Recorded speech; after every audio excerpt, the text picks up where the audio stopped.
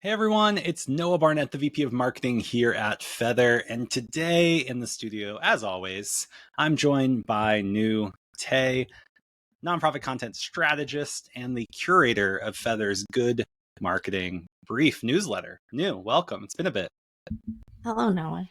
How are you? Doing well overall. It's still cloudy and rainy here in Yeah. Phoenix, and I hate to complain, but the reason I live here is that there's 300 plus days of sunshine. I feel like Yeah. we've just gone through 2 or 3 weeks of meh. And I know Mm, most of the rest of the US, especially on the East Coast, is experiencing freezing cold weather and snow. And I'm like, I want my sun back. But hey, we all choose somewhat where we live. And I yeah. want my Yeah. sun back. Yeah. I'm not going to lie. Yeah, I need my sun. No, I get it. We were just talking before this, and I had gone on vacation to Florida to escape, the weather that was really a bunch of snow and freezing rain. But surprisingly, it wasn't like I didn't see the sun a lot. It was very cloudy and kind of chilly. So maybe it's like a nationwide thing Yeah, here happening. It's just gray areas, gray seasonal pockets. stuff. Yeah. It's end of January almost already, which is Hmm. crazy. Of 2024, this wild year we were just Crazy. talking about planning Insane. for like a couple weeks Hmm. ago, and now it's Now in we're in it. full I don't know, full game mode. Yeah, swing. Swinging. There you go, swing. Yeah. Yeah. Well, Nhu, it's great to reconnect, and as we are jumping into Absolutely. 2024, that's why we do the Good Marketing Brief, where Hmm. you curate a bunch of resources every single week that keeps nonprofit marketers up to date on everything they need to know to be successful. So, what was the topic of this week's brief? Yeah. I wanted to focus on honing in on supporter experience this week. And experience is something that's super relevant right now, not just for nonprofits, but for profits on the consumer side as well, because it's a way to engage your target audience, make the and pull, kind of catch their attention, pull them into your brand and whatever your mission is, whether it's selling goods and services or if it's doing some social good. Yeah, I think what resonated with me this week is the focus on experience, because I think we talk about supporter cultivation or supporter awareness or supporter acquisition or all of these things, and they're all oriented around us and our relationship with the supporter. But when you say supporter experience, you're really having to think through what are they experiencing throughout all of the touch points of our campaigns. And I just got off a training just Mm-hmm. now, and I kind of oriented everyone to kind of step into their supporter shoes before we start talking about how do we market to people, because it is so important.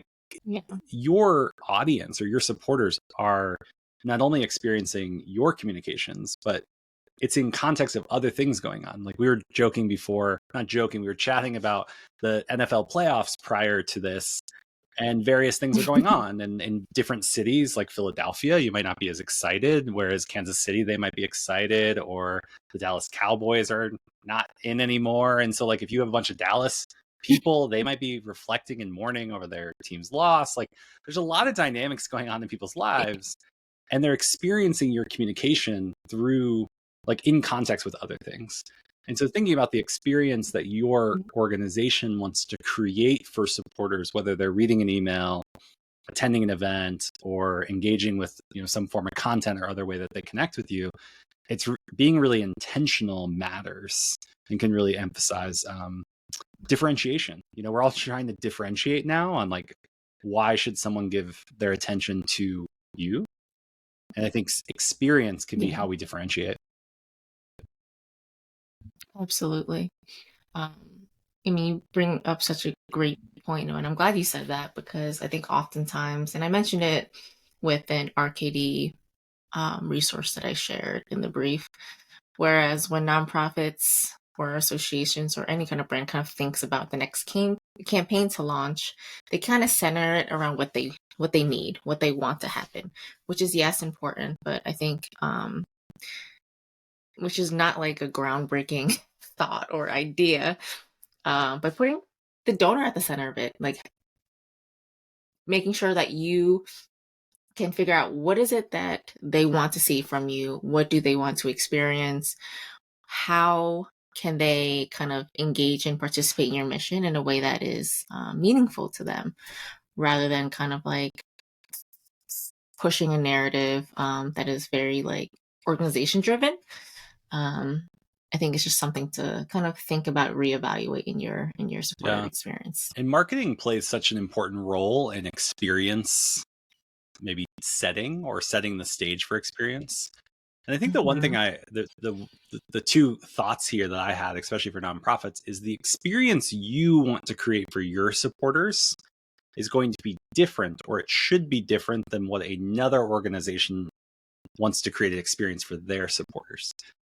There might be like better practices, but there's not best practices when it comes to this. Like we've experienced this, right? Like we go on one airline and we go on another. They're both great airlines, but their tone setting for the experience they're trying to create is different than maybe the other airline, or maybe more acutely seen in if you've been to like a theme park that's not Disney and then you go to Disney, like the experience expectations in that environment are different.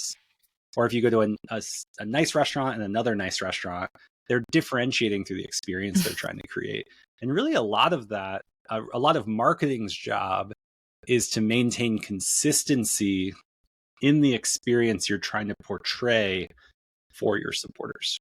Because how you communicate through like even something as simple as a Facebook ad, if that distracts from the experience you're trying to create when someone comes into your facilities, let's say you're an orchestra or a theater, if the ad is so different in tone and voice and feeling than like the curated experience when someone walks into your space, like now I'm not even focused on like, oh, that didn't feel right and this feels, it's like this feels different. And now I'm just confused. It doesn't even mean that it's a bad experience. It's like, I'm just confused at what I'm supposed to expect from you. And this is where like I think good marketing really anchors is like, how do we continue to express tone, voice, experience through every touch point to create consistency? Because consistency reinforces that. And then you can become differentiated by it. Like the Apple experience versus the Walmart experience are different, but those are reinforced through marketing touch points with each of those brands. And the same for your nonprofit. Your direct mail piece and your website and your event are all unique touch points, but they're all a part of a broader experience that you're curating. And if there's tons of differentiating between these things, then I'm just confused. I'm not sure what you all stand for or what experience I should expect, which honestly, when I think we have unknown unknowns, there's an element of like danger. Like, even if it's not like, it's like, I'm not sure. And we might feel this a lot too with like people where it's like, hey, every time I interact with this person, they're different. It's like, it's not bad. It just gives me like a weird vibe, or I'm like, I'm not sure which version I'm going to get, or like, but when you meet with someone, even if they're kind of like rough around the edges, if they're just consistently rough around the edges, you have like that consistent, you know what to expect. And so I think there's even more possible admiration or like empathy for that because it's consistent. And I think, again, that comes back to just good marketing, maintaining the experience design that you as an organization have chosen to try to facilitate. Yeah. I love that you brought that up. There's definitely something to say about brand identity and why it's so important to kind of establish that foundation when you first start off with your nonprofit. And even if your nonprofit goes through a rebrand, it's important to communicate that to your supporters and kind of explain the reasoning and the whys behind the change, because consistency is very important when it comes to branding. This goes beyond just like, your logo or the colors that you use. It's also your messaging, and changing that tone or voice can put them into a little bit of confusion, right? If they're reading through your website and they're going through your social media channels and they have similar looks and feels.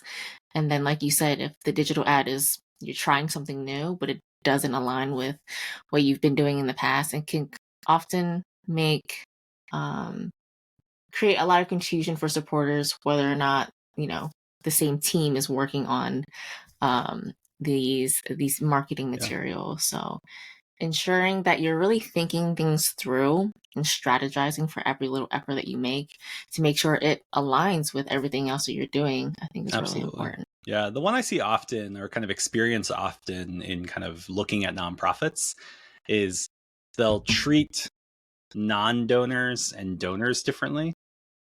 But more often they treat like volunteers and donors differently because there's two separate departments managing those two functions, and they kind of in some ways like become their own experience. Like, oh, this is the volunteer experience, and we have a vision for that because there's like a passionate volunteer coordinator. And then there's like the fundraising side, which is like, hey, we communicate like this, and this is important, and this is that. But I, as a supporter, are both a volunteer and a donor, but I'm getting extremely different connection points. And so I'm not grouping that together and saying, oh, my participation with organization A is of a depth of volunteering and supporting, because in some ways I feel like I'm supporting two different organizations. I think those are the spots, especially when different departments are responsible for curating parts of the experience, that an organization can like walk away from this conversation and say like, where is there a handoff between departments? And let's check those handoff points to see if like it's disorienting when someone goes from the digital team to now being curated by the development team, or they went to an event and they were really excited about participating in this big race or something. But then we like start communicating them in a really weird, different way through like the development cultivation program. And it's like, wow, you used to be fun. Now you're not. Like, what happened? Right? Like, it's confusing.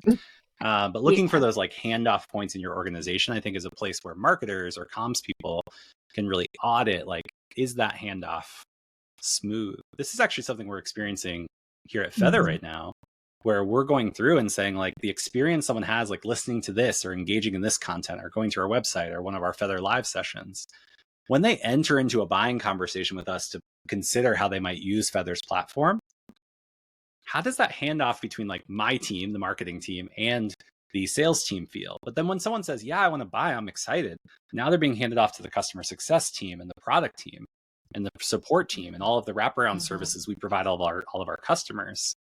How do we make sure that we're not disjointed in how we've presented that experience? And the same goes forward with nonprofits too.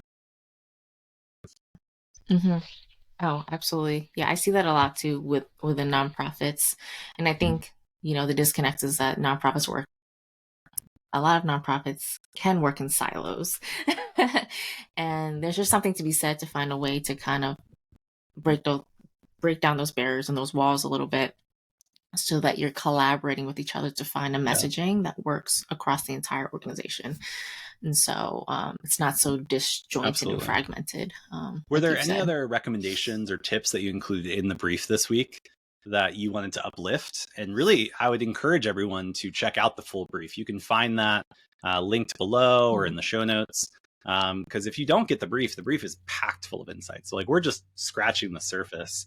But there's some great insights, research, other articles, best practices embedded in every week's newsletter. So definitely check that out. But anything specific you wanted to uplift for today's conversation? Yeah, I think there's one specific resource I wanted to call out, and this was Mark Miller's piece on Nonprofit Pro on habit forming experiences, which is like the first I've heard of this term. But it makes sense, right? When you are engaging your supporters, whether it's to get them to be volunteers, give to your nonprofit, sign up to become a member, you want to create an experience that kind of keeps them wanting more, getting them hooked, per se. So he writes a bunch of great stuff about some ways to hook supporters into kind of wanting to activate themselves and take action with your nonprofit. And it's like, some best practices he shared was, find some psychological triggers, looking at your data, get a better understanding of your supporters and seeing what makes them take action. And then using that to kind of inform a lot of the marketing that you're doing around your organization could be really helpful. And my favorite is, I think a lot of times with nonprofits, especially on the fundraising side, a lot of the communication is a financial ask, which can feel really transactional. And to me, I've always advocated for this is to, asking is very important, obviously. That's how you raise money for your nonprofit. But make it more of a community building experience and offering different ways to get involved so that whatever right way resonates with them is a way that's going to work out for you. And so I think diversifying some of your communication around that I think is really cool. I've heard it said, and I don't know where I got this from, but nonprofits have the unique opportunity to not create experiences that feel like consumption, but feel more like collaboration, where you're inviting people to come together to work on a cause that they care about. And your organization is the facilitator of that, versus if I'm selling stuffed animals like Squishmallows, like everyone loves a good Squishmallow. It's still a consumer experience. So how I communicate and the experience I'm creating is very much like, you want this from me.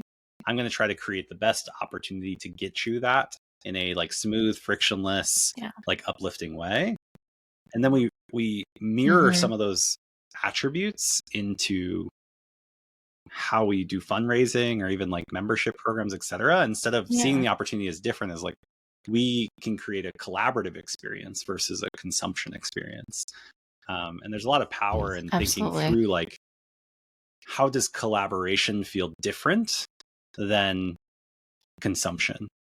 And how do we then use some of those attributes in the experience we're designing as a nonprofit? Yeah. The collaboration piece is really vital because nonprofits have a unique opportunity with today's donors. Because oftentimes, if they're very passionate about your cause and, they're a repeat donor, supporter, they kind of view being a supporter as part of their identity. And so really kind of using that and kind of fueling that energy and that that type of support from them is going to be key. Well, as always, Nhu, I always am grateful to spend time with you each week and kind of talking about the Good Marketing Brief.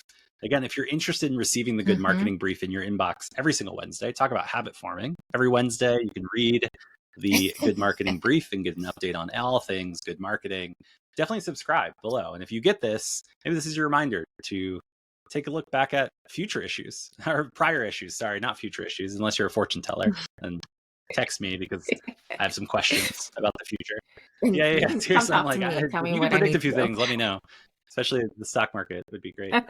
But or global crises and all the other things going on. But we digress. This, if you go back and you're like, this was super helpful, and you read this week's, we try to keep them timeless. So go back and read the last few weeks. I know it was a busy holiday season, but some of the ones from 2, 3, 4 weeks ago still have such valuable content that you can get right now. Nhu, thank you so much. And we'll be back at it again in just a week or so to talk about another Good Marketing Brief. I'll see you next week. Yeah. Until then, Sounds be well. Good. Thanks, Noah.